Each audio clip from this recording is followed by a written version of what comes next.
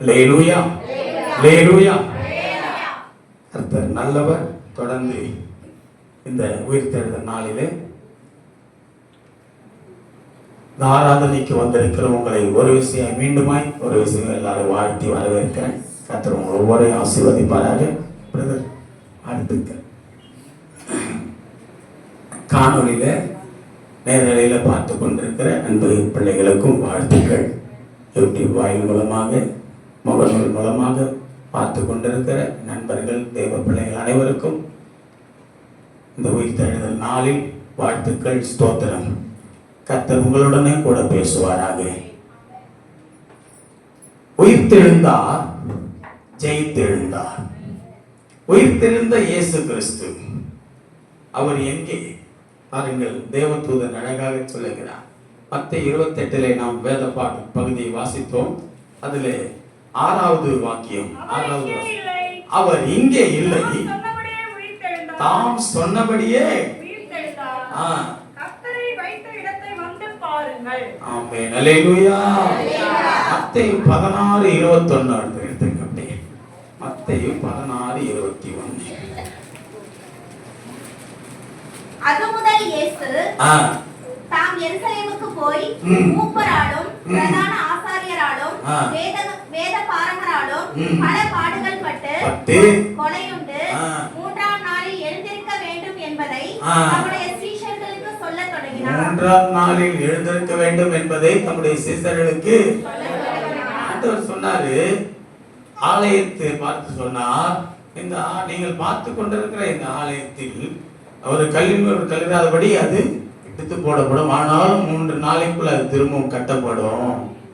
அதே போல அவர்கள் என்னை பிடித்து கொலை செய்வார்கள், நான் கொலையுண்ணப்படுவேன். கொலையுண்டு 3ஆம் நாளில் உயிரோடு நான் எழுந்து வருவேன். திரும்ப எழுந்திருக்க வேண்டும் என்பதே அவருடைய சித்தமாக இருக்கிறது. அவர் சொன்னபடியே எல்லாரும் இயேசு கிறிஸ்து சொன்ன உடனே 3ஆம் நாள் இயேசுக்கு நான் மரித்து உயிரோடு எழுந்திருப்பேன் என்று சொன்னார். ஆனால் அந்த நாட்கள் அதை ஏற்றுக்கொள்ள மறுத்தார்கள். ஆனால் தாம் சொன்னபடியே அவர் உயிர்த்தெழுந்தார். தாம் சொன்னபடியே பிதா எதற்காக அவரை பூமியில் அனுப்பினாரோ அந்த சித்தம் நிறைவேறி முடிந்தது. மரணம் அவரை தடுத்து நிறுத்த முடியவில்லை. பாதாளம் அவரை கட்ட முடியவில்லை. தாம் சொன்னபடியே உயிரோடு எழுந்தார். இயேசு கிறிஸ்துவை பாதாளம் ஏற்றுக்கொள்ளவில்லை. ஏனென்றால் அவர் நீதிபரர், அவர் பரிசுத்தர், அவர் கடவுளின் மகன், அவர் கடவுளின் குமாரன், தேவனுடைய மகன், தேவனுடைய குமாரனாய் பூமியிலே வந்தார். நம்முடைய பாவங்களை அவர் சுமந்தார். நாம் போக வேண்டிய இடத்திற்கு அவர் சென்றார். நம்முடைய பாவங்களை தான் சுமந்து சென்றார். ஆனால் சாத்தானுக்கு வேண்டியது யார் என்றால் நாம் தான். அதனாலதான் நம்மை பல பாவங்களுக்கு உட்படுத்தி அந்த பாவத்தின் மூலமாய் நம்மை நரகத்திற்கு கொண்டு போக பார்த்தான். எந்த பாவத்தின் மூலமாய் அவன் நரகத்துக்கு கொண்டு போக பார்த்தான், அந்த பாவங்களை எல்லாம் அவர் சுமந்து கொண்டார். அந்த பாவங்களை எல்லாம் தாம் ஏற்றுக்கொண்டார். நம்மேல் விழுந்த தண்டனை எல்லாம் அவர் ஏற்றுக்கொண்டார். அதான் இன்னைக்கு அந்த பிள்ளை பாடிச்சு பாட்டு கொடுத்த பாடல், தண்டிக்க மனதில்லாமல் கண்டித்து நடத்துகிறீர், தண்டிக்க மனதில்லாமல் கண்டித்து உணர்த்துகிறீர், தாயினும் மேலான அன்பு என் மேல் நீர் வைத்ததினாலே. தாயினும் மேலான அன்பு நம்ம மேல வச்சதுனால அவர் தண்டிக்க மனதில்லை. அவருக்கு என்ன இல்லை? தண்டிக்க மனதில்லாமல் கண்டித்து நடத்தி கண்டித்து உணர்த்தி கொண்டிருக்கிறார். இதோ கர்த்தராகிய இயேசு கிறிஸ்து அவர் உயிர்த்தெழுந்தார். அவரை பார்க்க வந்தார்கள் கல்லறையிடத்துல. இதோ அவர் அங்கே இல்லை. இந்த வசனத்துல பாருங்க, மத்தேயு 28:6 அவர் இங்கே இல்லை. அப்ப எங்கதான் இருக்கிறார்? நம்ம ஒரு கேள்வி. எங்க இல்லை? அவர் உயிர்த்தெழுந்தார். உயிர்த்தெழுந்து எங்கே சென்றார்? உயிர்த்தெழுந்து எங்கே இருக்கிறார்? உயிர்த்தெழுந்த இயேசு கிறிஸ்து இப்போ எங்கே? நான் உங்களுக்கு ஆராதனையிலே ஆவியானவர் அசைவாடினார். யாருக்குள்ள? நமக்குள்ள ஜீவிக்கிறார். எத்தனை பேர் சொல்றீங்க விசுவாசமா இயேசு எனக்குள்ள ஜீவிக்கிறார்? ஐயா, இயேசு நமக்குள்ள ஜீவிக்கிறார். ஐயா, நேற்று நான் சுவிசேஷத்தை சொல்லிட்டே இருக்கிறேன் கூட்டத்துல, அப்படியே சத்தியத்தை சொல்லிட்டே இருக்கிறேன். சுவிசேஷமா சத்தியத்தை அறிவிச்சுட்டே இருக்கிறேன். எல்லா கிறிஸ்தவரும் தான் நாங்க வருவாங்க கூட்டத்துக்கு, எல்லாருக்கும் சத்தியத்தை சொல்லிட்டே இருக்கிறேன். கடைசியா சத்தியம் சொல்லி முடிக்கிற நேரத்துல அங்க ஒரு நபரை, ஒரு வண்டியோட ஒரு குடும்பத்தை அப்படியே போலீஸ்காரர்கள் மடக்கி பிடிக்கிறாங்க. என்னன்னு பார்த்தா அங்க அவர் மேல யாரோ புகார். அந்த ஆட்டோல வந்த குடும்பம், அந்த ஆட்டோ ஓட்டிட்டு வந்த குடும்ப தலைவர் அந்த ஆட்டோட குடிச்சிட்டு இருக்கிறார். குடிச்சிட்டு அந்த கூட்டத்துல வந்திருக்கிறார். ஆண்டவர் பேசியிருக்கிறாரு. நான் அவரை பார்த்து சொன்னேன், சகோதரரே, தயவு செய்து பார்த்தீர்களா, இப்படிப்பட்ட ஒரு அருமையான ஒரு தேவனுடைய மனுஷன் நடத்துகிற இந்த கூட்டத்துக்கு வந்தும் கூட உங்கள் மனம் உணர்வு இல்லாமல் நீங்க இப்படி வந்ததுனால பாருங்க, உங்க பாவம் உங்களை எப்படி அவமானப்படுத்தி இருக்கு, உங்கள் பாவம் எவ்வளவு உங்களை நிந்திச்சிருக்கு.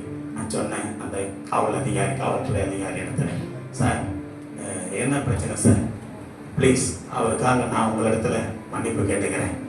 இந்த ஒரு முறை அவரை மன்னிச்சு கூட்டத்துக்கு வந்து போறாரு.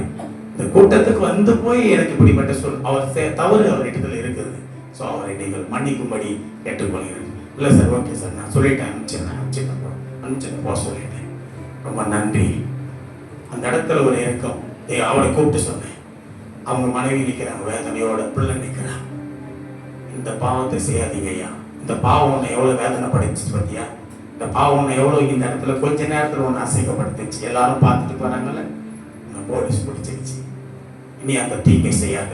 எந்த சபைக்குமா போனீங்க? நாங்கள் மாரநாதா சர்ச். ஸ்தோத்திரம். மாரநாதா என்றால் இயேசு வருகிறார், இயேசு வரப்போகிறார். இதோ அப்படிப்பட்ட ஒரு திருச்சபையில போய் கொண்டிருக்கிற நீ இன்னும் மனம் திரும்பாம இருக்கிறாயா? மனம் திரும்பி விடு. கர்த்தராகிய இயேசு கிறிஸ்து அவர் உயிர்த்தெழுந்தார். உயிர்த்தெழுந்த இயேசு கிறிஸ்து நமக்குள்ளே ஜீவிக்கிறார். யாருக்குள்ளெல்லாம் இயேசு ஜீவிக்கிறாரோ அவர்கள் மனம் திரும்பினவர்களாய் இருப்பார்கள். யாருக்குள்ளெல்லாம் இயேசு ஜீவிக்கிறார் அவர்கள் மனம் திரும்பி இருப்பார்கள். அவர்கள் பரிசுத்தமாய் வாழ்வார்கள். அவர்கள் சாட்சியாய் நிற்பார்கள். எத்தனை பேர் சொல்றீங்க இயேசு எனக்குள்ள ஜீவிக்கிறார் என்று? Very good. நிறைய பேருக்குள்ள இயேசு ஜீவிக்கிறார். சந்தோஷம். இயேசு ஜீவித்தாருன்னா உன் வாழ்க்கை எப்படி இருக்குன்றத இந்த உலகத்துக்கு நீங்க காண்பிக்கணும். இயேசு இருந்தா எப்படிப்பட்ட வாழ்க்கை இருக்கும், இயேசு இல்லைன்னா எப்படிப்பட்ட வாழ்க்கைன்னு தெரியும் நமக்கு.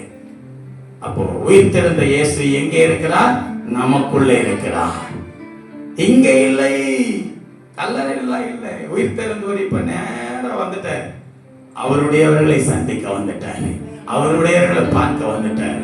வந்து அவர்களோடு கூட சம்பாசிக்கிறாரு, அவர்களோடு பேசுறாரு, அவர்களோடு நடக்கிறாரு, அவர்களுக்கு உபதேசிக்கிறாரு, அவர்களை வழி நடத்துகிறார், அவர்களுக்கு தன்னை காண்பிக்கிறார், விசுவாசத்தை கொடுக்கிறார், பரிசுத்த ஆவியை கொடுக்கிறார். உயிர்த்தெழுந்த இயேசு கிறிஸ்து சமாதானத்தை கொடுக்கிறார். எதை கொடுத்தார்? சமாதானத்தை, பரிசுத்தத்தை, விசுவாசத்தை கொடுத்தார். அவர்தான் ஆண்டவராகிய இயேசு கிறிஸ்து. உயிர்த்தெழுந்த இயேசு கிறிஸ்து நமக்கு கொடுத்த கிஃப்ட் என்ன தெரியுமா? இயேசு கிறிஸ்து உயிர்த்தெழுந்து நமக்கு கொடுத்திருக்குது சமாதானம், பரிசுத்த ஆவி, விசுவாசம். ஊதி பெற்றுக்கொள்ளுங்கள் என்று சொல்லி பரிசுத்த ஆவியை அவர்கள் மேல் ஊதி பெற்றுக்கொள்ளுங்கள் என்று சொன்னார். இதோ உங்களுக்கு சமாதானம். உலகம் கொடுக்கிற பிரகாரமாய் அல்ல, என்னுடைய சமாதானத்தை உங்களுக்கு போகிறேன்.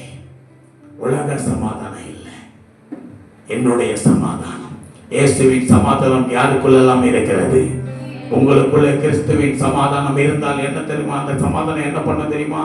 சகோதரனை சிநேகிக்கும், ஒருவருக்கும் தீங்கு நினைக்காது, அதான் தேவ சமாதானம்.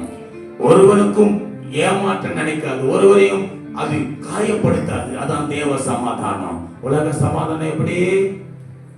நல்லா பேசிட்டே இருப்பாங்க, கொஞ்சம் ஏதாவது அவங்களுக்கு ஒரு அதிர்ஷ்டம், ஒரு ஆசீர்வாதம் வந்துருச்சுன்னா, கொஞ்சம் அவங்க நல்ல வசதி வந்துருச்சுன்னா, அந்த சமாதானம் தன்னுடையவர்களை, தன்னோட பழகிறவர்களை கொஞ்சம் விட்டு விலக வைக்கும். ஏன்னா உதவி கேட்பார்கள். நான் நல்லா இருக்கிறது நினைச்சு நம்ம கிட்ட காசு வந்துருச்சு, நம்ம கிட்ட வசதி வந்துருச்சு, என்ன பண்ணுவாங்க? நம்ம கிட்ட வந்து நிற்பாங்க. அதனால உலக சமாதானம் என்ன தெரியுமா சொல்லும்? இருந்தாலும் இல்லைன்னு காமிக்கும், வச்சிருந்தாலும் இல்லைன்னு நடிக்க சொல்லும். அதான் உலக சமாதானம். ஆனா தேவ சமாதானம் அப்படி இல்லை. இருக்கிறத எடுத்து கொடுக்க சொல்லும். 2 இருந்தா 1 கொடுத்துரும். 1 இருந்தாலும் அதுலயும் கொஞ்சம் கொடுக்க தோணும். அதுதான் தேவ சமாதானம். தனக்குள்ளதை எடுத்து கொடுக்க தோணும். உலக சமாதானம் பார்த்துட்டு பக்கமா விலகி போகும். நல்ல சமாரியன் கதை படிச்சிருக்கீங்களா? பைபிள்ல பார்த்துட்டு பக்கமா விலகி போயிட்டான். நமக்கு எது கிடையாது வம்பு. இவனும் பார்த்துட்டு பக்கமா விலகி போயிட்டான். இதான் உலக சமாதானம். இயேசுவின் சமாதானம் எது தெரியுமா? பார்த்தவுடன் அப்படியே துடிக்கும் உள்ளம், தாய் உள்ளம். இறக்க குணம், இறக்கப்படும். தூக்கினார், காயங்களை கட்டினார், சுய வாகனத்தில் ஏற்றினார். இதோ நீ சத்திரத்தில் சேர்த்தார், சபையிலே சேர்த்தார், சபையில் சேர்த்தாரே, வசனத்தால் காப்பாரே, உன்னை சபையில் சேர்ப்பாரே, வசனத்தால் காப்பாரே. நல்ல சமாரியன் இயேசு என்னை தேடி வந்தாரே. நல்ல சமாரியன் இயேசு என்னை தேடி வந்தாரே. அல்லேலூயா. எத்தனை பேருக்குள்ள நல்ல சமாரியன் இயேசு இருக்கிறார்? அப்படின்னா நீ என்ன பண்ணணும்? ஒருத்தர் நேசிக்கணும். யாரையும் புறக்கணிக்க கூடாது. ஏசப்பா பிள்ளைங்க பெரியவர்களை கனம் பண்ணணும். குட் ஃப்ரைடேக்கு வந்தீங்களா? சர்ச்சுக்கு வந்தீங்களா? யாரெல்லாம் குட் ஃப்ரைடே? நீங்க வரலையா? ஜெனிஃபர் வரலையா? நீங்க வரலையா குட் ஃப்ரைடேக்கு? சோத்திரம். அதான் அப்போ அன்னைக்கு சொன்னேன், ஆண்டவராகிய இயேசு கிறிஸ்து சிலுவையின் பாடுகளை நமக்கு கற்றுக் கொடுத்தது அன்பு, தாழ்மை, கீழ்ப்படிதல், கனம் பண்ணுதல், ஒப்பு கொடுத்தல், பரிசுத்தமாய் ஜீவித்தல், தேவ சித்தம் செய்தல். இவ்வளவு கற்றுக் கொடுத்துச்சு சிலுவையின் பாடுகள். கனம் பண்ணுது, அன்பு கூறுதல், இதான் தேவ சமாதானம். இப்போ இயேசு நமக்கு உயிர்த்தெழுந்த இயேசு கொடுத்தது சமாதானம். 2வது பரிசுத்த ஆவி. 3வது விசுவாசம். இதுல நிலைத்திருக்கிறோமா? தேவ சமாதானத்துக்குள்ள நிலைத்திருக்கணும். தேவ சமாதானம் இருந்தா உங்க குடும்பத்துல சண்டை வராது. அந்த சமாதானம் சண்டை போட தோணாது. அந்த சமாதானம் யாரையும் வெறுக்க தோணாது. அந்த சமாதானம் ஒரு புரிந்து கொள்ள செய்யும், விட்டு கொடுக்கும். தேவனுடைய பரிசுத்தம், தேவன் நமக்கு கொடுத்த பரிசுத்த ஆவியானவர். யாருக்குள்ளெல்லாம் அந்த பரிசுத்த ஆவி அவர் கொடுத்ததை வச்சிருக்கிறாங்களோ, பெற்றுக்கொள்றாங்களோ, அது யாரெல்லாம் ஆளுகை செய்தோ அவங்க வாழ்க்கையில கண்டிப்பு இருக்கும், உணர்த்தப்படுவார்கள். அவர்கள் கர்த்தராகிய இயேசு கிறிஸ்துவுக்குள்ளே வளர்ந்து கனி கொடுப்பார்கள், பரிசுத்தமாய் வாழ்வார்கள். யாரெல்லாம் பரிசுத்த ஆவியான ஆளுகை செய்கிறாரோ அவங்க பரிசுத்தமா வாழ்வாங்க. உலகத்துக்கு சாட்சி, உலகத்துல அவர்கள் வேறுபட்டவர்களாய் சாட்சியாய் நிற்பார்கள். அவர்கள் வேறுபட்டு நிற்பார்கள் கிறிஸ்துவுக்குள்ள. யாரெல்லாம் விசுவாசமாய் தேவனிடத்தில் இருக்கிறார்களோ அவர்கள் உலகத்தை ஜெயிப்பார்கள். நம்முடைய விசுவாசமே உலகத்தை ஜெயிக்கிறது. அப்போ விசுவாசிக்கிறவர் உலகத்தை ஜெயிப்பாங்க. சரி, உயிர்த்தெழுந்த இயேசு கிறிஸ்து தலைப்பு வச்சிருப்பாங்க. உயிர்த்தெழுந்த ஆண்டவராகிய இயேசு கிறிஸ்து ஜெயித்தெழுந்தார். எவைகள் எல்லாம் ஜெயித்தார்? நாம எதெல்லாம் ஜெயிக்கணும்? உயிர்த்தெழுந்த இயேசு கிறிஸ்து நம்ம ஜெயித்தார், ஜெயித்தெழுந்திருக்கிறார். எதிலெல்லாம் ஜெயித்தெழுந்தாரா பாருங்க. ஃபர்ஸ்ட் ஆஃப் ஆல் வாசிங்க 1 கொரிந்தியர் 15ஆம் அதிகாரம் 15:54 வசனம். 1 கொரிந்தியர் 15:54. அழிவுள்ளதாகிய இது அழியாமையும், சாவுக்கேதுவாகிய இது சாவாமையும், மரணம் ஜெயமாக விழுங்கப்பட்டது. சத்தமா வேற யாருன்னா வாசிங்க. மரணமே உன் கூர் எங்கே? பாதாளமே மரணத்தின் கூர் பாவம், பாவத்தின் பலன் நியாயப்பிரமாணம். நம்முடைய கர்த்தராகிய இயேசு கிறிஸ்துவினாலே நமக்கு ஜெயம் கொடுக்கிற தேவனுக்கு ஸ்தோத்திரம். அல்லேலூயா. மரணத்தை ஜெயித்தான். முதலாவது உயிர்த்தெழுந்த இயேசு கிறிஸ்து ஜெயித்தெழுந்தார். எதை ஜெயித்தெழுந்திருக்கிறார்? மரணத்தை ஜெயித்தெழுந்திருக்கிறார். மரணம் அவரை கட்ட முடியல, பாதாளம் கட்ட முடியல, மரணம் அவரை தடுத்து நிறுத்த முடியவில்லையே, கல்லறையோ கட்டி காக்க முடியவில்லையே. யூத சிங்கம் கிறிஸ்து ராஜா வெற்றி பெற்றாரே. யூத சிங்கம் கிறிஸ்து ராஜா வெற்றி பெற்றார், மரணத்தை ஜெயித்தார். அல்லேலூயா. மரித்த இயேசு உயிரோடு எழுந்திருக்கிறார். மரணத்தை ஜெயித்து எழுந்தார். இன்றைக்கு நாமும் மரணத்தை ஜெயித்து எழ வேண்டும். எப்படி ஐயா? நான் சாகவே இல்லையே, நீதான் அனுதினம் பாவத்துக்கு மரிச்சுக்கினே இருக்கிறியே. பாவத்துக்கு மரித்திருக்கிற நீ நீதிக்கு பிழைக்க வேண்டும். அல்லேலூயா. பாவத்துக்கு மரித்து கிடக்கிற நாம் நீதிக்குள்ள, அந்த நீதிதான் இயேசு கிறிஸ்து. 1 கொரிந்தியர் 1ஆம் அதிகாரம் கடைசி வசனம் 11 பாத்தீங்கன்னா, அவரே தேவனாலே ஞானமும் நீதியும் பரிசுத்தமும் மீட்புமானார். அல்லேலூயா. அப்போ பாவத்திற்கு நாம் மரித்து நீதிக்கு, அந்த நீதி யார் தெரியுமா? அவர்தான் இயேசு கிறிஸ்து. அவருக்குள்ள நாம பிழைக்கணும், உயிர் தேடணும், அவருக்குள்ள உயிர்ப்பிக்கப்படணும். இந்த உலகத்துல அவர் நம்முடைய பாவங்கள் எல்லாம் சுமந்து மரித்து அவர் உயிரோடு எழுந்தார். ஞானஸ்தானத்துக்கு அடையாளமாய் இன்னைக்கு உயிர் தேடுதல் இருக்கிறது. மரணம், பாடுகள், மரணம் ஞானஸ்தானத்துக்கு அடையாளம். பாருங்க, அவரை தண்ணியில நம்ம ஞானஸ்தானம் எடுக்கிறோம்ல, அப்படியே ஒரு தண்ணியில போட்டு இப்படி உள்ள வைக்கிறாங்க. நம்ம உள்ள போடும்போது அது அடக்கம் பண்ணுதலுக்கு அடையாளம். எதை குறிக்க தெரியுமா? நீ பாவத்திற்கு மரிக்கிறாய். இந்த உயிர் தேடுதல், இயேசு கிறிஸ்துவின் மரணமும் உயிர் தேடுதலும் ஞானஸ்தானத்துக்கு அடையாளம். நீ பாவத்திற்கு மரிக்கிறாய். உள்ள அமுக்குனாங்களா? உன்ன வெளியே வந்துட்டியா? எப்படி வெளியே வந்த? போன மாதிரியே வந்தியா? உயிர் தெழும் பொழுது நீ நீதிக்குரிய பிள்ளையாய் இயேசு கிறிஸ்துவை தரித்துக் கொண்டு உயிர்ப்பிக்கப்பட்டவளாய், மகனாய், மகளாய் நீ வெளியே வந்திருக்கிறாயா? ஞானஸ்நானம் எடுத்துட்டோம், இன்னும் உயிர்ப்பிக்கப்படல, இன்னும் உயிர் அடையல. எப்படி உன் வாழ்க்கை கிறிஸ்துவுக்குள்ள ஜெயமாய் இருக்கும்? ஜெய கிறிஸ்து அவர் மரணத்தை ஜெயித்தது போல நாம் இந்த பாவத்திற்கு மரித்து நீதிக்கு பிழைக்கிற காரியங்கள்ல ஜெயித்திட வேண்டும். திரும்ப அந்த பாவத்தை ஜெயிக்க வேண்டும். உயிர்த்தெழு, உயிர்ப்பிக்கப்படு. அவர் ஜெயித்தெழுந்தார், மரணத்தை ஜெயித்தெழுந்தார். ரோமர் 6ஆம் அதிகாரம் 9ஆம் 10ஆம் வசனங்கள்ல பார்க்கும் பொழுது 14 வசனங்கள் வரை பார்த்தீர்கள் என்று சொன்னால், மரித்தோரிலிருந்து எழுந்தார் கிறிஸ்து, நீ இனி மரிப்பதில்லை என்று அறிந்திருக்கிறோம்.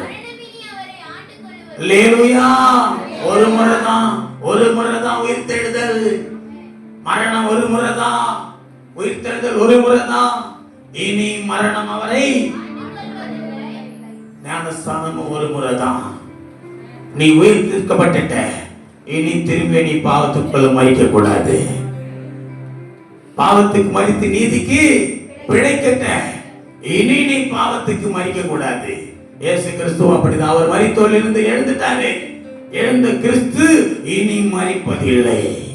உனக்காக திரும்ப வந்து அவர் மரிக்க மாட்டார். உன்னை அவருக்குள்ள உயிர்ப்பிச்சுட்டாரு. அவர் உனக்குள்ள உயிர்ப்பிக்கிறார். உன்னை உயிர்ப்பிக்க, உனக்குள்ள உயிர் தெரிந்துட்டார். இப்ப நாமும் இந்த உலகத்துல பாவத்துக்கு மரித்த நாம் திரும்பவும் பாவத்தில் என்ன பண்ண முடியாது? மரிக்க கூடாது, மரிக்க முடியாது. நீதியில தான் நீ பிழைக்கணும். திரும்பவும் இயேசு கிறிஸ்துக்குள்ள நீங்க நானும் வளரணும். அல்லேலூயா. மரணத்தை ஜெயித்தெழுந்தார். அவர் மரித்தோரிலிருந்து எழுந்தார். நீயும் இந்த உலகத்திலே, அதனாலதான் இயேசு சொன்னாரு ஒரு இடத்துல, நான் உன்னை பின்பற்றி வரேன்னு சொன்ன உடனே வான்றாரு. அவர் சொன்னா, இருங்க எங்க அப்பா அம்மா அடக்கம் பண்ணிட்டு வந்தானே. அவன் சொன்னாரு, இல்ல மரித்தோர அடக்கம் பண்ணிட்டோம், நீ என்ன பின்பற்றி வா. அவர் மரித்தோரிலிருந்து எழுந்து இனி மரிப்பதில்லை. இந்த பூமியில மரித்தோர் எழுந்தார். அநேகர் பாவத்துக்கு மரித்திருக்கிறார்கள். அவர் எல்லா பாவத்தையும் சுமந்து கொண்டு மரித்து அவர் நீதிக்குள்ள உயிர்ப்பிக்கப்பட்டது போல நாமும் இந்த மரித்தோர்கள் மத்தியிலே, இந்த பாவ உலகத்திலே, பாவம் நிறைந்த உலகத்திலே, பாவத்திலே வாழ்ந்து கொண்டிருக்கிற மனிதர்கள் மத்தியிலே நாம் பாவத்திற்கு மரித்து நீதிக்குள்ள உயிர்ப்பிக்கப்பட்டு இருக்கிறோம். அந்த நீதியிலே நிலைத்திருப்போம். நாம் மரணத்தை ஜெயித்தெழுவோம். இயேசு கிறிஸ்து உயிர்த்தெழுந்தார், அவர் ஜெயித்தெழுந்தார், மரணத்தை ஜெயித்தெழுந்தார். ரோமர் 14:9, 1 பேதுரு 1:4 வேகமா எடுத்து வாசித்தீங்கன்னா கடன்னு வாசித்தீங்கன்னா முடிச்சிடலாம். கிறிஸ்துவும்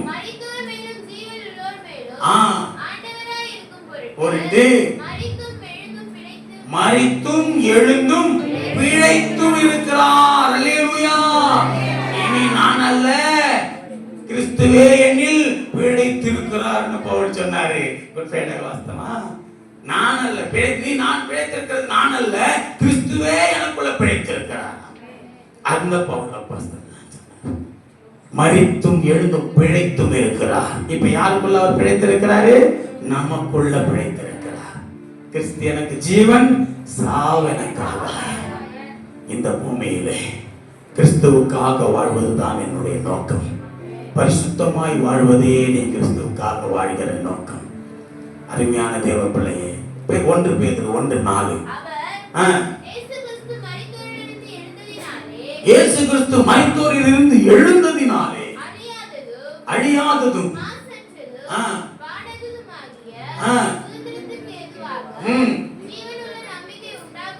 ஆமென் மறுபடியும் நம்மை மறுபடியும் உன்னை மறுபடி பிறக்க வச்சிருக்கிறாரு. கரங்களை தட்டி அப்பா மையப்படுத்தி உயிர்த்தெழுந்த இயேசு கிறிஸ்து நம்மை தாயின் கர்ப்பத்தில் பிறந்த நம்மை திரும்பவும் பிறக்க வச்சிருக்கிறார். யாருக்குள்ள? அவருக்குள்ள பிறக்க வச்சிருக்கிறாரு. அவருக்குள்ள பிறந்தவங்கள சத்தமாமேன்னு சொல்லுங்க. அவருக்குள்ள பிறந்துட்டேன்னு யோசிக்கிறீங்களா? அதான் ஞானஸ்தானம். அவருக்குள்ள பிறந்தது அது பரிசுத்த ஆவியினாலும் பிறக்கிறது. அது ஒண்ணு அவருக்குள்ள.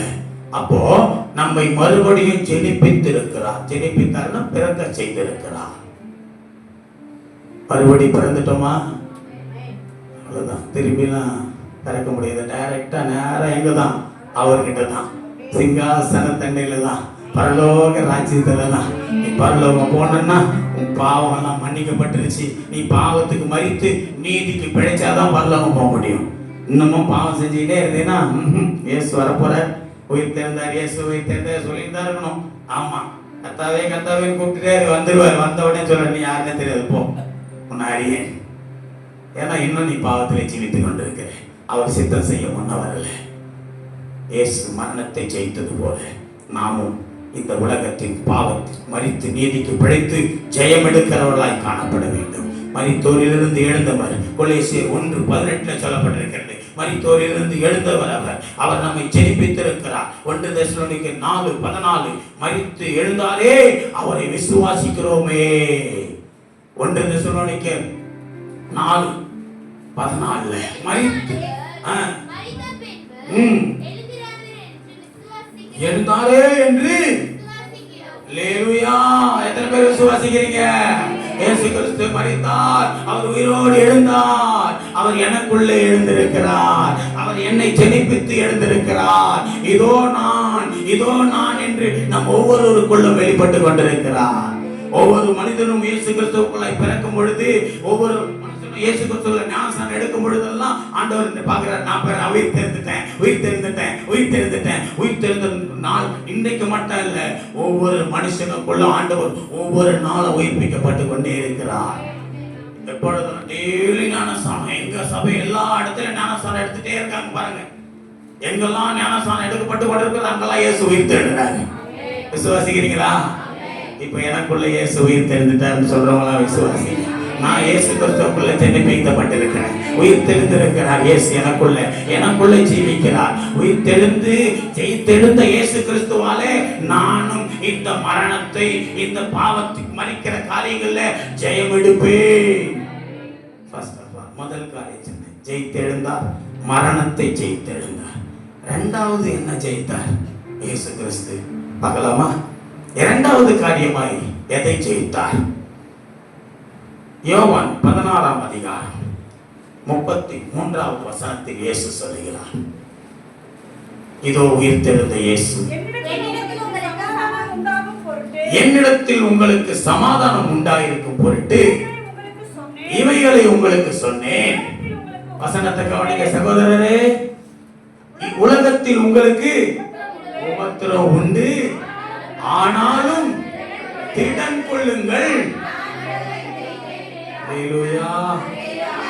கெட்டு போகிறவன் கெட்டு போயிட்டே இருக்கான். பரிசுத்தமா இருக்கிறவங்க பரிசுத்தமாயிட்டே இருக்கட்டும். ஒரு வசனம் வெளிப்பட்டது பாருங்க. பாவம் செய்கிறவன் பாவத்திற்கு அடிமையா இருக்கிறான். நீ அடிமைப்படுத்தப்பட்டுருவ. இன்னைக்கு நிறைய பேர் ஏன் தெரியுமா, பாவம் செஞ்சல அதுல நீ அடிமை ஆயிட்ட, உன்னால விட முடியல, உன்னை அடிமைப்படுத்திச்சு. நீ எந்த பாவத்தை செஞ்சியோ அந்த பாவம் உன்னை என்ன பண்ணிடும், அடிமைப்படுத்திடும். இப்ப எந்த பாவத்துல நீங்க இருக்கிறாங்களோ அந்த பாவம் அவர்களை அடிமைப்படுத்திடும். அப்போ பாவம் செய்கிற ஆத்துமா சாகும். பாவத்திற்கு செய்கிறவர்கள் அந்த பாவத்திற்கு அடிமையா இருக்கிறாங்க. அவ்வளவு தெளிவா நேற்று வெளிப்பட்டுச்சு வசனம் இந்த கூட்டத்துல கூட. நான் இந்த வசனம் தான் எடுக்கிறேன். அப்போ இன்றைக்கு உலகத்துல மனிதர்கள் கிறிஸ்துவுக்குள்ளாய் திடம் கொள்ளுகிறது இல்லையே. உலகத்துல உபத்திரம் உண்டு. நிறைய பேர் சொல்றாங்க, மாஸ்டர் என்னால முடியல, நான் எவ்வளவு ட்ரை பண்றேன், விட்டுடணும்னு. உனக்குள்ள இயேசு கிறிஸ்துவை தரித்துக்கொள். உயிர்த்தெழுந்த இயேசு கிறிஸ்துக்குள்ள நீ உயிர்ப்பிக்கப்பட்டு பார், நிச்சயமாய் உலகத்தை ஜெயிப்பாய், பாவத்தை ஜெயிப்பாய். இதோ இரண்டாவது, உலகத்தை ஜெயித்தேன். உயிர்த்தெழுந்தார், ஜெயித்தெழுந்தார், மரணத்தை ஜெயித்தெழுந்தார். இரண்டாவது உலகத்தை ஜெயித்தெழுந்தார். கிறிஸ்தவனே, தேவனுடைய பிள்ளையே, நீ ஜெயிக்கிறாயா உலகத்தை? உயிர்த்தெழுந்த இயேசு உனக்குள்ள இருக்கிறாரா? உயிர்த்தெழுந்த இயேசுக்குள்ள நீ உயிர்ப்பிக்கப்பட்டிருக்கிறாயா? அப்படியானால் நீங்களும் நானும் உலகத்தை ஜெயிக்க வேண்டும் அல்லவா? உலகத்தை ஜெயிக்க வேண்டுமே. நாம் உலகத்தை ஜெயிக்கிறது இல்லையே. உலக பிரகாரமான காரியங்கள் அதிகமாய் அதை போல ட்ரெஸ் பண்ணலாமா, அவங்க போல நம்மள வாழணும். என்ன ஒரு பயன்? யோசனை பண்ணி பாருங்க. இங்க எவ்வளவு அழகா உட்கார்ந்து முக்காடிட்டு கொண்டிருக்கிறீர்கள். இது தேவன் விரும்புகிற ஒரு காரியம். சபையிலே பெண்கள் எவ்வளவு ஒரு ஒழுக்கமாக, அநேக இடங்களிலே உலக பிரகாரமான காரியங்கள் முக்காடிடுவதற்கு அவர்களுக்கு முடியவில்லை. தேவனை ஆராதிக்கிற இடத்துல யோசனை பண்ணி பாருங்கள். அவர்கள் நிற்கிற ஒரு தகுதிக்குள்ள நிற்க வேண்டும் என்று கூட நினைக்கவில்லை. நிறைய பேருடைய வாழ்க்கையில ஆண்டவர் அநேக குறைகளை பார்த்து அவர் துயரப்படுகிறார். என் பிள்ளைகள் உலகத்தை ஜெயிக்கவில்லையே. உலக பிரகாரமான வாழ்க்கை, உலக மனிதர்களைப் போல ஜீவிக்கணும் என்று நினைக்கிற கிறிஸ்தவர்கள், சினிமாக்காரர்களைப் போல வாழ வேண்டும் என்று நினைக்கிற கிறிஸ்தவர்கள், அவர்களைப் போல ஹேர் ஸ்டைல் வைக்கலாமா, அவர்களை போல நாம உடை அணியலாமா? இப்படிப்பட்ட வாழ்க்கை யோசனை பண்ணி பாருங்க. கிறிஸ்து உனக்குள்ள இருக்கிறாரா? கிறிஸ்து உனக்குள்ள உயிர்த்தெழுந்தாரா? நேற்று நான் கைப்பிரதி கொடுத்து சுவிஸ் அப்படியே சத்தியத்தை சொல்லிக் கொண்டிருக்கிற வேலையில ஒரு காவல்துறை அதிகாரி வரார். நான் காவல்துறையில் பணியாற்றிய பொழுது அவர் உதவி ஆய்வாளராக பணியாற்றி கொண்டிருந்தார். இன்றைக்கு அவர் ஒரு ஆய்வாளரா, இன்ஸ்பெக்டரா ஒரு சரகத்துக்கே இன்றைக்கு அவர் ஒரு ஆய்வாளராக இருக்கிறார். நேற்று அந்த இடத்துல வராங்க. நான் அப்படி நின்றுட்டு கொடுத்துட்டே இருக்க பார்த்தா அவர்கிட்டே கொடுத்தேன், இயேசு உங்களை நேசிக்கிறார். என்னை பார்த்ததும் அதிர்ச்சி. ராஜன் நீயா, இப்படியா, இணையா, பயங்கரமான ஊழியக்காரன். பாஸ்டர் பண்ணாங்க, ஊழியத்துக்கு இருக்கிறேன், ஆண்டவருக்காக ஊழியம் செய்கிறேன். இப்படி மாறிட்டு ஃபுல்லா டோட்டல். அங்கிருந்து அவரை கூட்டு போற அந்த ஜீப்ல இருக்கிற அங்க இருக்கிற ஒரு போலீஸ்கார காவல்துறை, ஐயா தோதனையா என்ன பார்த்து அவருக்கு ஒரு சாக்கு. என்ன சொல்றாரு? சூப்பரா இருக்கீங்க ஐயா, இந்த ட்ரெஸ் இது பரலோகத்தின் நிழலாட்டமாய், இது ஒரு பிரதிஷ்டைக்குரிய ஒரு பாத்திரமாய் நிற்கிறேன். எல்லாம் கேட்கிறாங்க, ஏன் பாஸ்டர்? ஆவியானவர் உணர்த்தினாரு, பரலோக ராஜ்யத்திற்கு போறதுக்கு தகுதிப்படுத்தணும் அநேகரை. அதற்கு தகுதியா நான் நிற்க முடிவு எடுத்துட்டேன். அதற்கு தகுதியா முடிவு எடுத்ததுனால என்னை நானே அர்ப்பணித்துக் கொண்டிருக்கிறேன். என்னை நானே ஆண்டவருக்கு அர்ப்பணித்து. நேற்று ஒரு பக்கத்துல ஒரு பாஸ்டர் சப்பாரியெல்லாம் போட்டு வரீங்க, சூப்பரா இருக்கு. இப்ப தோற்றமே மாறிடுச்சு, ஆனா இதுவும் சூப்பரா இருக்கு. சப்பாரியெல்லாம் என்ன பண்ணீங்க? வச்சுக்கிறேன், யாருக்காவது கொடுத்துருக்கோம். கஷ்டப்படுறீங்களா? அது பாஸ்டர்லாம் கண்டிப்பா கண்டிப்பா கொடுத்துருவேன். ஆண்டவர் கொடுத்திருக்கிறார். கர்த்தருக்காக அர்ப்பணிப்பு, தியாகம். உலகத்தை ஜெயிக்க வேண்டும். உலகத்தை ஜெயிக்கிறவர்கள் யார் தெரியுமா? யார் தெரியுமா? கிறிஸ்து எப்படி உலகத்தை ஜெயித்தாரோ, உபத்திரம் உண்டுன்னு சொல்லிட்டார வார்த்தை தான் முன்னாடியே. உலகத்துல என்ன உண்டு? அப்புறம் வந்துருச்சு, ஐயோ எனக்கு நடந்துருச்சு, எனக்கு இப்படி ஆயிடுச்சுன்னா அவர் தான் சொல்லிட்டாரு நடக்கும்னு. நீ உபத்திரப்படுவேன்னு சொல்லிட்டாரு. நீ தான் திறன் கொள்ளணும். முன்னாடியே எழுதி வச்சிருச்சு இல்லை, அப்போதான் நமக்கு தெரியணும். மழை வரப்போகுதுன்னு என்ன பண்ணுவேன்? படம் ரெடி பண்ணிக்கிறியா? மழை வரப்போகுது தெரிஞ்ச உடனே அதுக்குள்ள சிந்தட்டிக் வருது, எல்லாம் பார்த்த உடனே ரெடி ஆகிடும். அது போல தான் ஒவ்வொருத்தரும் வரும்னு சொல்லிட்டு ஆண்டவர் நாம தான் அதுக்குள்ள திடன் கொள்ள தைரியமாயிடணும். ஆண்டவருக்குள்ள பலப்பட ஆரம்பிச்சிடணும். கர்த்தருக்குள்ள நிற்க ஆரம்பிச்சிடணும். அல்லேலூயா. அப்ப இந்த உபத்திரவத்துல நீ கலங்க மாட்ட, பயப்பட மாட்டேன். இந்த உபத்திரவம் உன்னை ஒன்றும் பண்ணாது. நீ திடன் கொண்டு நிற்ப. ராஜாதி ராஜா வரும்பொழுது அவரோடு கூட போவேன். உலகத்தை ஜெயித்து நிற்பேன். அல்லேலூயா. உலகத்தை ஜெயிக்கிற ஒரு அனுபவம். யார் உலகத்தை ஜெயிப்பார்கள்? வேகமாய் வாசியுங்கள். யோவான் 1 யோவான் 5ஆம் அதிகாரம் 4-5 வசனங்கள். வெளிப்படுத்தல் 17-14. வேகமாக 1 யோவான். தேவனால் பிறப்பதெல்லாம். அன்னைய வசனத்தை கவனிங்க. இங்க இருக்கிற புருஷன்மார்கள், வாலிபர், ஆண்கள், தயவு செய்து எல்லா சகோதரர்கள் சகோதரிகளும் வசனத்தை பாருங்க. தேவனால் பிறப்பதெல்லாம் உலகத்தை ஜெயிக்கும் நம்முடைய விசுவாசமே. அல்லேலூயா, அல்லேலூயா. சத்தமா, என்ன சத்தமா, ஆமா சத்தமா. ஆமென். தேவனால பிறப்பதெல்லாம்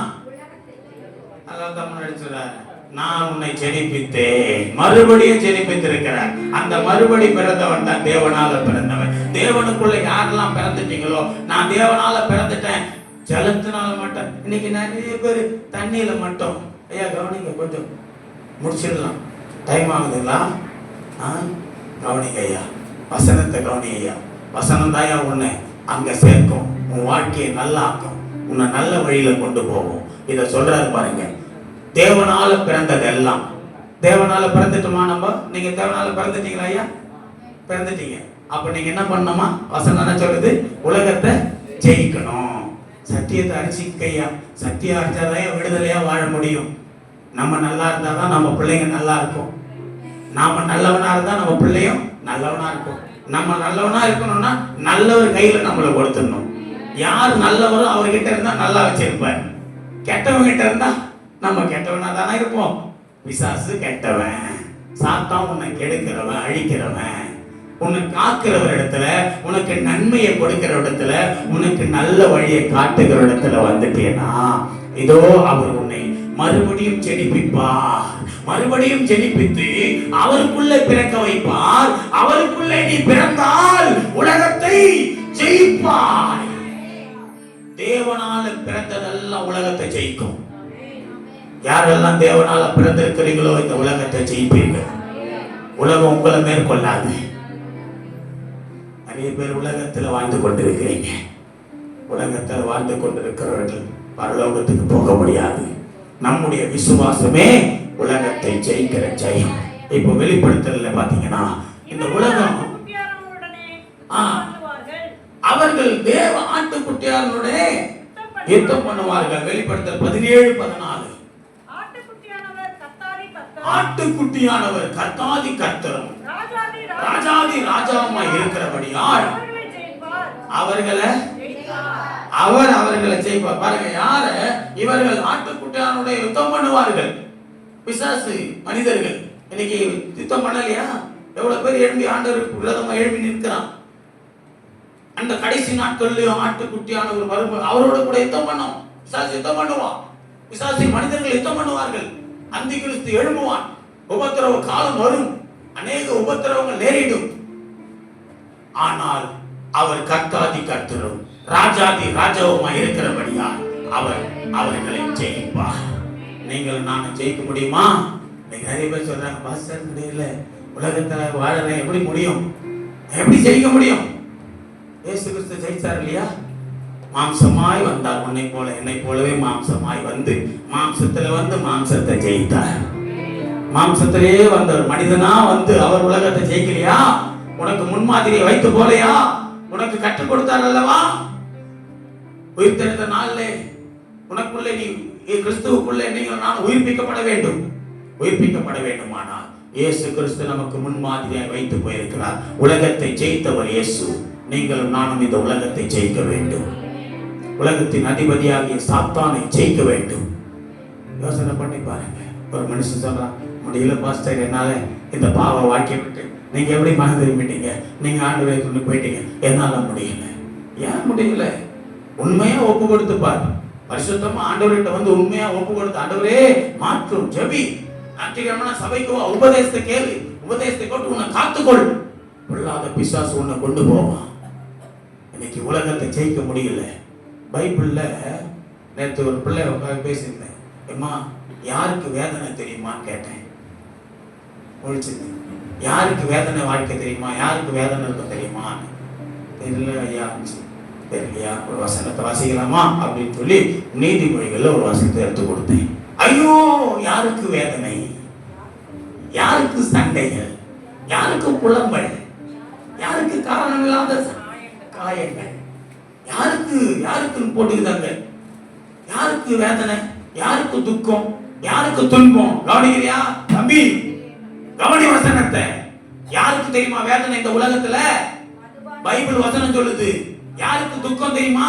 யார் வாழ்க்கை துக்கமா இருக்கும், யார் வாழ்க்கை வேதனையா இருக்கும், யார் வாழ்க்கை கசப்பா இருக்கும் தெரியுமா? இந்த சபையில வந்து உட்காந்துனா உன் வாழ்க்கை நல்லா இருக்கும். ஏன்னா இங்க ஆவியானவர் உன்னை பேசுறாரு உன்கிட்ட. ஐயோ, இங்க போனா நம்மளுக்கு இப்படி எல்லாம் உபதேசம் பிடிக்கலன்னா நான் ஒண்ணு அதுக்கு பொறுப்பு கிடையாது. நான் உன்னை பரலோகம் கொண்டு போறேன், ஊழியக்காரனா நிக்கிறேன். யாருக்கு வேதனை? வாசிங்க சிஸ்டர். யாருக்கு வேதனை, யாருக்கு துக்கம், யாருக்கு சண்டைகள், யாருக்கு புலம்பல், காரணமில்லாத காயம், யாருக்கு ரத்தம் கணைகளை கண்கள். நல்லா கவனிங்க, அந்த வசனம் சொல்லுது. யாருக்கு, முதல்ல யாருக்கு வேதனை, யாருக்கு துக்கம், யாருடைய வாழ்க்கை சண்டையோடு இருக்கும், யாருக்கு புலம்பல், காரணம் இல்லாத காயம், ரத்தம் கலங்கின கண்கள். கீழே பாருங்க, தெரியும் யாருன்ட்டு. நீதிமொழிகள்ல வசனம் சொல்லுமா? அங்க போறட்டும். 21 21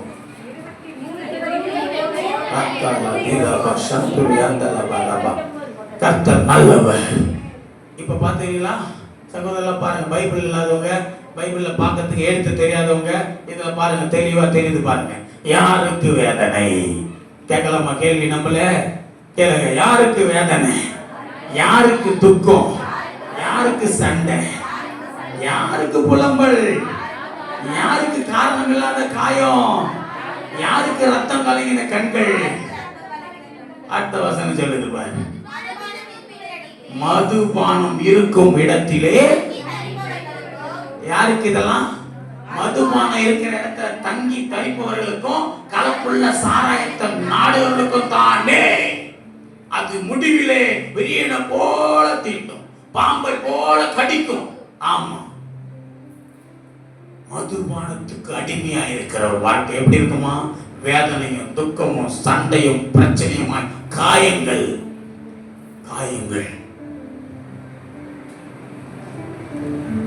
காலையில எழுந்து எப்படி இந்த காயம் அடிபட்டுச்சு, எப்படி ஆச்சு என் காலில் அடி, தெரிஞ்சா தானே நீ உயர்ந்தது. அதான் காயம், காரணம் இல்லாத காயம். எப்படி நடந்ததுன்னே தெரியாது, அவனுக்கே தெரியாது. ஆமா, என்ன ஆச்சு எனக்கு? நேத்தான உன்னை ஒருத்தன் மூஞ்சில குத்திட்டு போனான், அது கூட மறந்துட்டியா? ஆமா, காரணம் இல்லாத காயம்.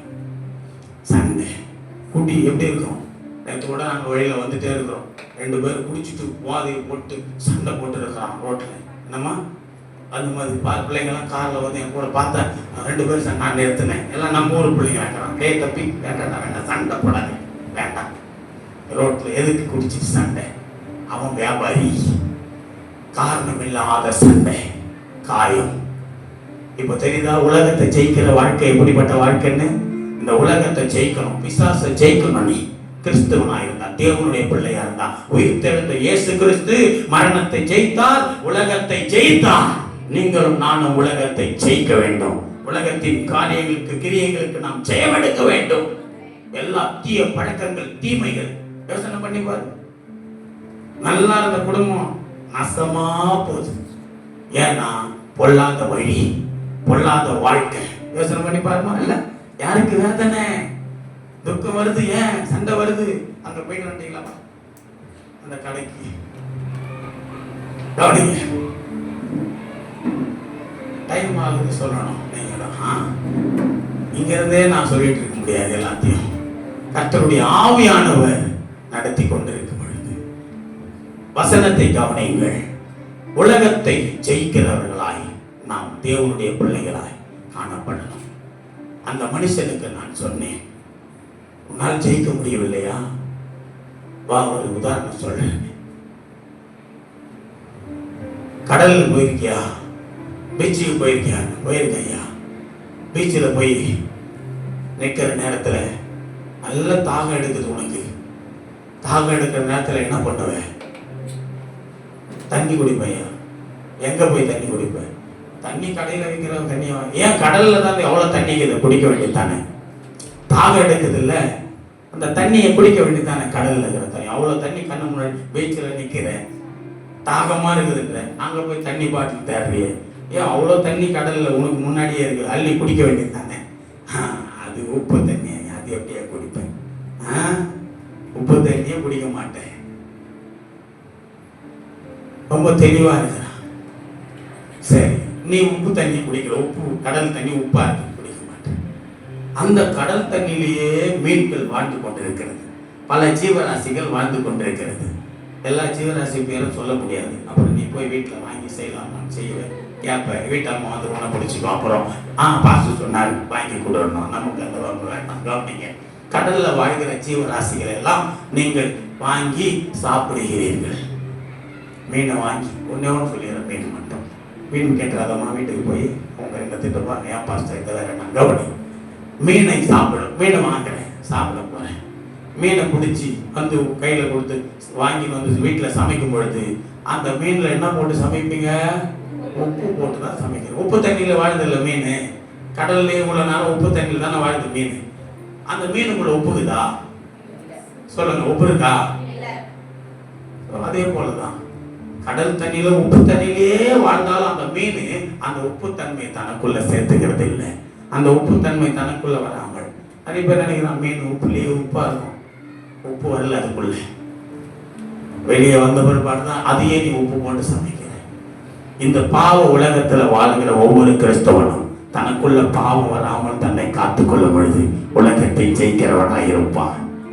என்னால் முடியலன்னு சொல்லக்கூடாது, முடியும். இயேசு கிறிஸ்து உலகத்தை ஜெயித்தார், நான் அவருடைய பிள்ளை, நானும் ஜெயம் எடுப்பேன். அல்லேலூயா. அப்படி ஜெயிக்கிறவங்க தான். வீணா போறவன் என்ன பண்ண முடியும்? ஒன்றும் பண்ண முடியாது. எல்லாம் தெரிஞ்சு தப்பு பண்றவன ஒன்றும் பண்ண முடியாது. தெரியாதவனை மீட்டெடலாம். தெரிஞ்சு போய் குடியில விழவன ஒன்றும் பண்ண முடியாது. கவனிங்க, மூன்றாவது காரியம் வேகமா. அடுத்து, அவர் ராஜாதி ராஜாவாய் கர்த்தாதி கர்த்தாவாய் இருந்தபடியால் அவர்களை ஜெயித்தார். நீ ராஜாதி ராஜாவுடைய பிள்ளையா இருந்தா நீயும் ஜெயிப்பேன். கூப்பிடுறான் பாஸ்டர், வந்து என்ன பிடிச்சி இழுக்கிறான். என்னத்தை இழுக்கிறான்? அவங்க கூட போனாலே செய்ய தோணுது, போவாத. அவர்களை ஜெயித்தான். அவன் தன்னை உபத்திரப்படுத்த தன்னிடத்துல போராடுறவங்க ஜெயிக்கிறாரு, தனக்கு விரோதமா இருக்கிற ஜெயிக்கிறார். நீயும் ஜெயி. இந்த உலகத்தில் இருக்கிற மனுஷனை அவர் ராஜாதி ராஜா ஜெயித்தார். அவருடைய பிள்ளையா நீ இருந்தால் நீயும் ஜெயிப்பாய். தேவனால் பிறந்தவன் உலகத்தை ஜெயிப்பான். வேகமா கடைசியா மூன்றாவது காரியம் முடிக்க போறேன். மரணத்தை ஜெயித்தெழுந்தார், உலகத்தை ஜெயித்தெழுந்தார், இப்பொழுது மாம்சத்தை ஜெயித்தெழுந்தார். மாம்சம், இந்த மாம்சம் ரொம்ப மோசமானது. ஆமா, உலகத்தால நம்ம இந்த உலகத்துல சமுதாயத்துல நம்ம ஜெயம் எடுத்து வரணும். அதுக்கப்புறம் மாம்சங்கள் பாருங்க, இந்த மாம்சத்தை மேற்கொண்டுதான் ரொம்ப கஷ்டம். ஆமா, இப்பவே நிறைய பேர் மாம்சத்தை ரொம்ப மேற்கொண்டு உட்காந்து இருக்கிறீங்க, ரொம்ப நல்லது. ஆமா, பள்ளி தூக்கத்தை கண்ட்ரோல் பண்ணி உட்காந்து இருக்கிறீங்க. நாங்கள் வீட்டுக்கு முடிச்சு வந்தோம்ல, நான் வரும்போது வீட்டுக்கு வந்து நாங்கள் சாப்பிட உட்காந்து எல்லாம் உட்காந்து சாப்பிட்டு ஒரு மணி 11:30 மணி. மறுமலைக்கு டைம் நம்ம 11:15 அப்படியா? சரி சாப்பிட்டு இந்த நேரத்தில் சாப்பிட்டு எல்லாம் இந்த நேரத்தில் சாப்பிட சரிமா அதெல்லாம் கற்று பார்த்துக்க சாப்பிட்டாச்சு. சாப்பிட்டு முடிச்சுட்டு படுங்க. நான் வந்து இவங்களாம் எல்லாம் போய் படுங்க. அந்த நேரத்தில் எல்லாம் ரெடி பண்ணி வைக்கணும். எல்லாத்தையும் ஆயத்தப்பட்டு காலையில் திருவந்துக்கு எல்லாம் ரெடி பண்ணி வச்சுட்டு ரைட்டு நான் உட்காந்துறேன். அப்போ தான் வசனம் எடுக்கிறேன். நான் ஒரே காலையில் உயிர்த்தெழுந்தார், ஜெயித்தெழுந்தார். உலகத்தை ஜெயிக்கணும், பிசாசை ஜெயிக்கணும், மரணத்தை ஜெயிக்கணும், மாம்சத்தை ஜெயிக்கணும்பா, இன்னைக்கு இதை கற்றுக் கொடுன்னாரு. எடுத்து உட்காருறேன். நான் உட்காந்தா மணி 1:30 மணி ஆகுது தூங்க. நான் 1:30 மணிக்கு தூங்குறேன். 1:30 மணிக்கு படுத்துட்டு அலாரம் வச்சு படுத்தா, அலாரம் அடிச்சு எழுப்பினா கூட யோசனை பண்ணுவேன். அலாரத்துக்கு முன்னாடி ஒரு பெரிய அலாரம் வந்துருச்சு. யார்? என் மனைவி. அதுவும் ஆட்டா கட்டா கட்ட மாட்டா கட்டா கட்டட்டு அதுவும் எங்க டைம் ஆயிடுச்சு. நான் தான் அலாரம் 4 மணிக்கு 3:45 வந்து இருப்பேன் அப்படி மனசுல. ஆனாலும் பரவாயில்ல, எழுந்து தூக்கத்தை விட்டு எழுந்து ஓடு. 1:30 மணிக்கு 3:45 திருப்பி எழுந்து நிக்கிறோம். இங்க நின்றுட்டு உங்களாண்ட இவ்வளவு உற்சாகமா வேலைடா நிக்கிறேன்னு உங்களுக்கு தூக்கம் வருது. 5 மணிக்கு எழுந்து வந்துட்டு, எனக்கு அருமையான தேவ பிள்ளையே, பரிசுத்த ஆவியானவர் உங்களை பலப்படுத்துவாராக. மரணத்தை ஜெயித்தவர், உலகத்தை ஜெயித்தவர் உங்களுக்குள்ளே மாம்சத்தையும் ஜெயிக்க பலன் தருவாராக. மாம்சத்தை ஜெயிக்கிறவர்களாய் இதோ மாம்சத்தை ஜெயித்து இருந்தார். படுப வசனம் ரோமர் 8:3-4, கலாத்தியர் 5:24. என்னமா என்ன வசனம் வாசிக்கிறீங்க? ரோமர் 8:3. இதுக்கு முன்னாடி கலாத்தியர் வாசிட்டு ரோமர் வாசிடலாம். கலாத்தியர் 5:24. கலாத்தியர் 5:24. நாம் கிறிஸ்துவின் உடையவர்கள் தங்கள் மாம்சத்தையும் சிலுவையில் அறைந்திருக்கிறார்கள். கிறிஸ்து எல்லாத்தையும் சிலுவையில் அறைஞ்சிட்டார். மாம்சத்தை ஜெயித்தார். மாம்சம் எவ்வளவு வலிக்கும், மாம்சம் எவ்வளவு போராட்டி இருக்கும், மாம்சத்துல எவ்வளவு பாடுகள் பட்டார். அந்த மாம்சத்தை ஒப்பு கொடுத்தார், ஜெயித்தார். இன்னைக்கு நாம மாம்சத்தை ஜெயிக்கிறோமா? யோசனை பண்ணி பாருங்க. ஒரு சின்ன பின்னு ஊசி குத்தினா கூட தாங்காது. எனக்கெல்லாம் இந்த போன சுகர் வந்த சுகர் டெஸ்ட்டுக்கு போனாலும் பயமாகுது. ஆமா, சுகர் வந்தது கூட பயப்படல, டெஸ்ட் எடுக்க போனதான் பயமாக. அந்த ஊசியில குத்துறா போனாங்க, அந்த குத்த அதே நம்மளால தாக்க முடியல. ஆணிகள் அடிக்கப்பட்டது, முள்கிரீடம் வைக்கப்பட்டது, ஈட்டியால் குத்தப்பட்டது. அவர் எவ்வளவு வேதனை அனுபவித்திருப்பார். சின்ன முள்ளு ஊசி குத்துறதே உங்களால தாங்க முடியல. இதோ கிறிஸ்துவின் உடையவர்கள் தங்கள் மாம்சத்தையும் அதன் இச்சைகளையும் சிலுவையிலே அறைந்திருக்கிறார்கள். இந்த மாம்சத்தின் இச்சை ஐயா நம்மளை அழிச்சிடும் ஐயா, கெடுத்துடும் ஐயா. மாம்ச இச்சைக்கு கவனமாயிரு. கண்களின் இச்சை, மாம்சத்தின் இச்சை. இந்த மாம்சம் பொல்லாதது, மாம்ச சிந்தனைகள் பொல்லாதவைகள்.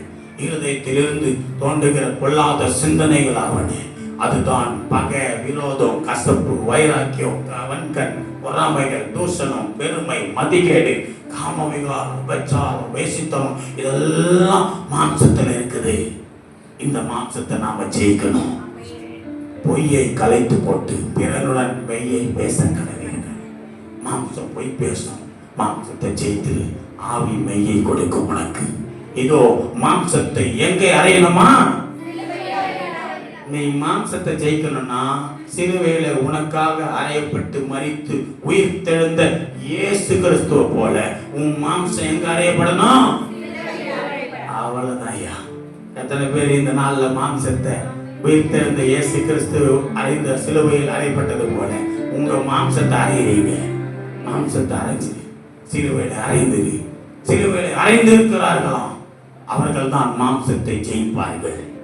சர்ச்சைக்கு வர முடியல, தலைவலி, பலவலி, சின்ன சின்ன தலைவலி வைத்தவரைக்கு சர்ச்சைக்கு வராத கூட்டமாக இருக்குது. ஆமா, ஞாயிற்றுக்கிழமை எழுந்துக்கும், அதிகாலை ஜெபத்துக்கு எழுந்துக்க முடியல.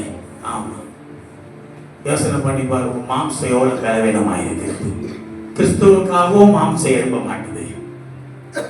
பாவத்துல விழுந்து போது பலப்படி இந்த மாம்சத்தை கிறிஸ்துவுக்கு ஒப்புக்கொடு.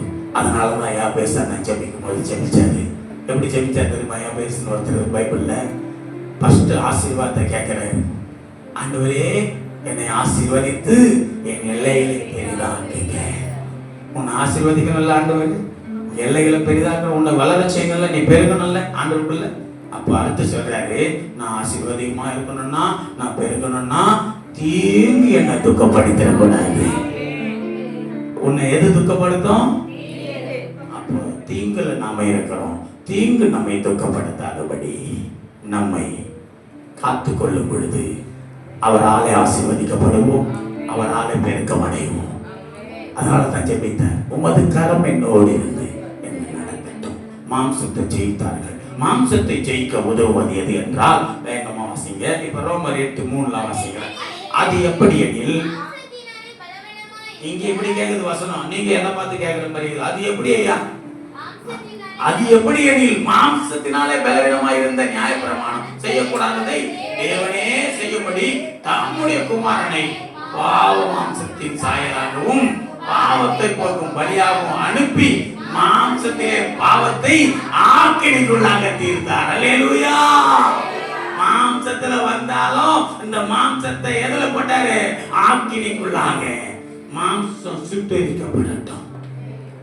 அந்த மாம்சத்தை சுட்டெரிக்கக்கூடிய அக்கினி, அந்த அக்கினி பரிசுத்த ஆவியானவர் பட்சிக்கிற அக்கினியாய் உனக்குள்ளே வருவார். உன் மாம்சத்தின் கிரியைகளை அழிப்பார். உன் மாம்சத்தின் கிரியைகள் அழிக்கப்படும்.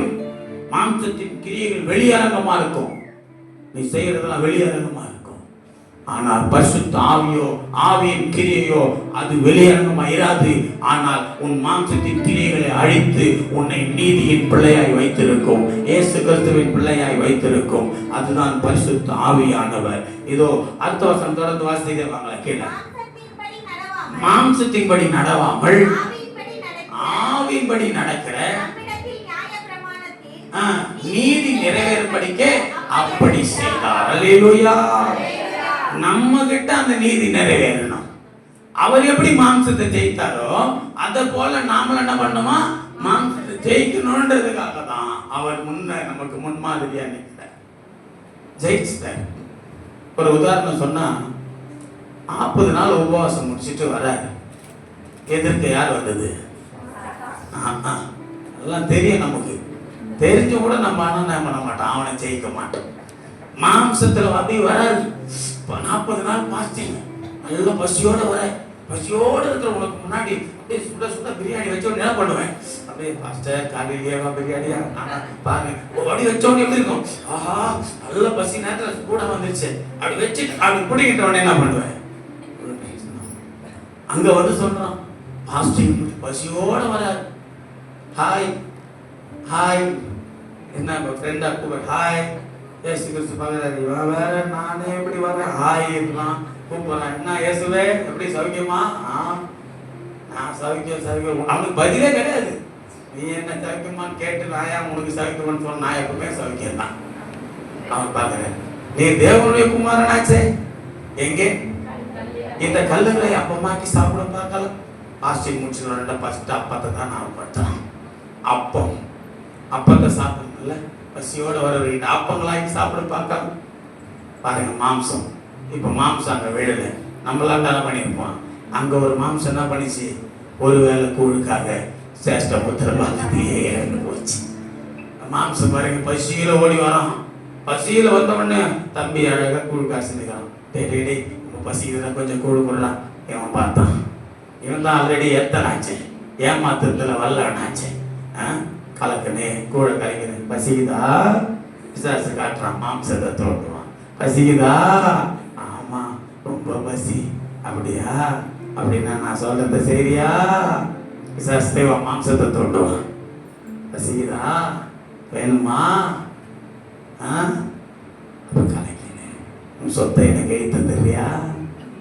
அப்பா உனக்கு கொடுத்த ஆஸ்தி எனக்கு கொடுத்துறியா?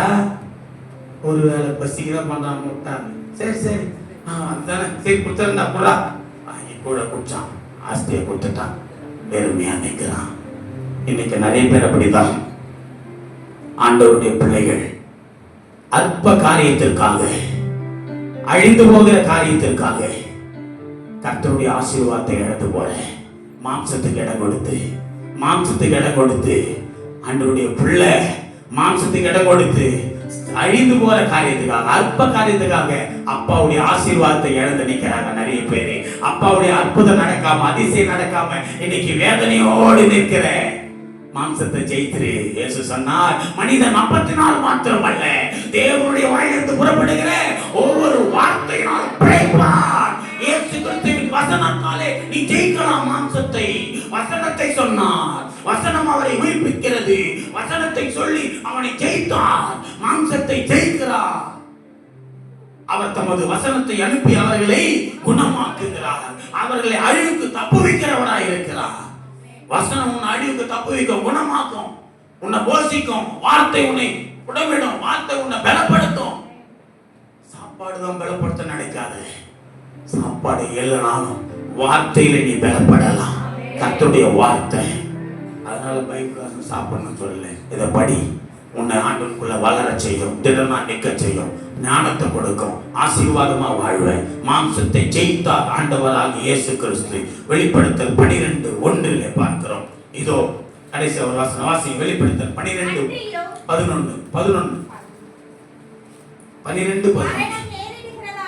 மரணம் நேரிடுகிறதா இருந்தாலும் அதற்கு தப்பும்படி தங்கள் ஜீவனையும் பாராமல்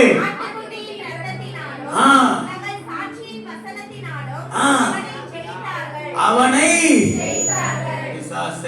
மாம்சத்தை எப்படி பாருங்க, மரணம் நேரிடுகிறதா இருந்தாலும் அதற்கு தப்பும்படி தங்கள் ஜீவனையும் பாராம. ஜீவனே போனாலும் பரவாயில்லை. இவன் சொல்றான், யாரு ஒருத்தன் சொன்னா, என்னை தூக்கி நீ சிங்ககிரியில போட்டாலும் பரவாயில்லை, இந்த ராஜாவின் போஜனத்தினால இதனால என்னை தீட்டுப்படுத்திக் கொள்ள மாட்டேன். அதே போல இந்த சிலையை நான் வணங்க மாட்டேன், இந்த மனிதனை ராஜாவை நான் வணங்க மாட்டேன், ராஜாவுக்கெல்லாம் ஆராதிக்க முடியாது, என்னை சிங்ககிரியிலேயே போட்டாலும் பரவாயில்லை சொல்றான். இந்த ராஜ போஜனத்தை என்னை தீட்டுப்படுத்திக் கொள்ள மாட்டேன், ஜீவனே போனாலும் சரியா சொல்லப்படுங்க. அதற்கு தப்பும்படிக்கு தங்கள் ஜீவனையும் பாராமல் மரணமே நேரிடுறதா இருந்தாலும். இவன் சொல்றாங்க, தானியேலை பார்த்து, சிங்ககேபில போட்டுருவோம், பரவாயில்ல போடு, செத்தாலும் பரவாயில்லை, என் ஆண்டோடைய பிள்ளையாதான் நான் வாழ்வேன், கர்த்தருக்காக ஜீவிப்பேன், மாம்சத்தை ஜெயிப்பேன், பிசாசை ஜெயிப்பேன், அவன் கிரியைகளை அழிப்பேன். உண்மையிலே தூக்கி சிங்ககேபில போட்டாயா? சிங்ககேபில போட்டவனை சிங்கம் சாப்பிட்ட நினைச்சியா? ராஜாவுக்கு வேதனையாகுது. அப்படியே உலாத்தின்னு வந்து பார்க்குறாரு சிங்ககேபில. தானியேலை நேற்று போட்டாங்களே, அவன் சொன்னானே, நாங்கள் ஆராதிக்கிற தேவன், நான் ஆராதிக்கிற தேவன் என்னை தப்பு வைக்க வல்லவரா இருக்கிறான்னு சொன்னானே. ஒருவேளை அவங்க தேவன் அவ்வளவு பெரிய வல்லவரா, தப்பு வச்சிருப்பாரா, செக் பண்ணி பார்க்கலாமே அப்படின்னு ராஜா ஓரமா வந்துட்டு சிங்ககேபி கிட்ட போயிட்டு, நான் பார்க்கறாங்களா? யாரும் பார்க்கல, டக்குன்னு கூப்பிட்டுடலாம். தானியேலே தானியேலே அப்படின்னு கூப்பிட்டு பார்க்குறாரு. எவ்வளோ அழகா அவர் போயிட்டு கூப்பிட்டு பார்க்குறாரு, தானியேலே தானியேலே. இவருக்கு என்ன நம்பிக்கைன்னா, ஒருவேளை தானியேலின் தேவன் தப்பு வச்சிருந்தாலும் பார்க்கலாமே, தானியேலே தானியேலேன்னு. அங்க இருந்து சத்தம் எதனா வருமா வராதா பார்த்தா ஏமாய்க்க. அப்ப சத்தம் வருமானு பார்த்தா அவன் சொல்றாரு, அங்க கேட்கணுமான்னு ஒரு விசுவாசம், அவருக்கு ஒரு நம்பிக்கை தான், ஒருவேளை தப்பு வச்சிருக்கலாமே அப்படின்னு கூப்பிட்டு பார்த்தா உள்ள இருந்து ஒரு சத்தம் வந்துச்சு, ராஜாவே நீர் என்றும் வாழ்க. அப்பா பெரிய அதிர்ச்சி. தானியேலே உயிரோடு இருக்கிறாயா? ஆமா, நான் ஆராதித்த தேவன், என் ஜீவனுள்ள தேவன், என் தேவனாகிய கர்த்தர். இந்த சிங்கங்கள் என்னை ஒன்றும் செய்யாதபடி, இந்த சிங்கங்கள் என்னை சேதப்படுத்தாதபடி அவைகளின் வாய்களை கட்டி போட்டார். அல்லேலூயா.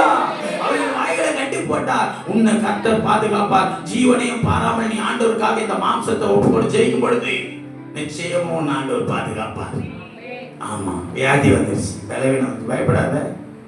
ஆமா, அதெல்லாம் இருக்கக்கூடாதுங்க. பாச்சிங்கெல்லாம் சாப்பிடணுங்க, சுகர் இருக்குது உங்களுக்கெல்லாம்.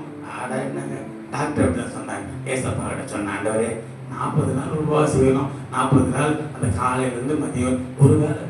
ஆனால் மற்ற நாட்கள்லாம் அப்போ உபவாசம் இருக்க முடியாது, பயங்கரமாக இருக்கும், இந்த சரீர பலவீனம்.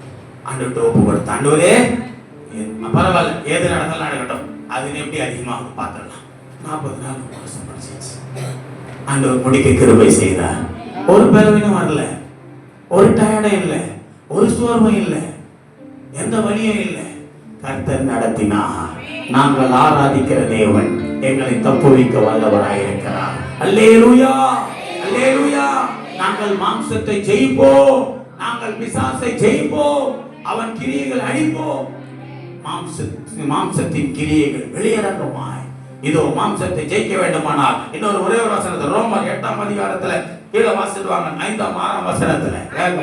அன்றியும் மாம்சத்தின்படி நடக்கிறவர்கள் மாம்சத்துக்குரியவைகளை சிந்திக்கிறார்கள், ஆவியின்படி நடக்க நடக்கிறவர்கள் ஆவிக்குரியவைகளை சிந்திக்கிறார்கள். இவ்வளவுதான் வித்தியாசம். ஏன் தெரியுமா? தப்பு செய்யறவனுக்கும் தப்பு செய்யாதவனுக்கும் வித்தியாசம், நல்லது செய்யறவனும் கெட்ட செய்யறவனும் வித்தியாசம். பாருங்க, மாம்சத்தின்படி நடக்கிறவன் மாம்சத்தின்படி தான் இருப்பான், மாம்சத்தின்படி கிரியைகள் தான் செய்வான். ஆவியின்படி நடக்கிறவன் ஆவிக்கேற்றபடி தான் வாழ்வான். கிறிஸ்துவுக்குள்ள ஜீவிக்கிறவர் தான் ஆவிக்கேற்றவர்கள், ஆவிக்குரியவர்கள். மாம்சத்துக்குரியவன் என்ன பண்ணுவான்? நீ மாம்சத்துல இருந்து வச்சுக்க, நீ உணர்வே இருக்காது. நான் ஆன்சர் எடுத்துருக்கிறேனே, நான் சர்ச்சுக்கு போறேன், நான் கிறிஸ்தவன் ஆயிட்டேனே, நான் போய் இந்த தப்பை பண்ணலாமா பண்ணக்கூடாது. அந்த உணர்வை யார் கொடுப்பா?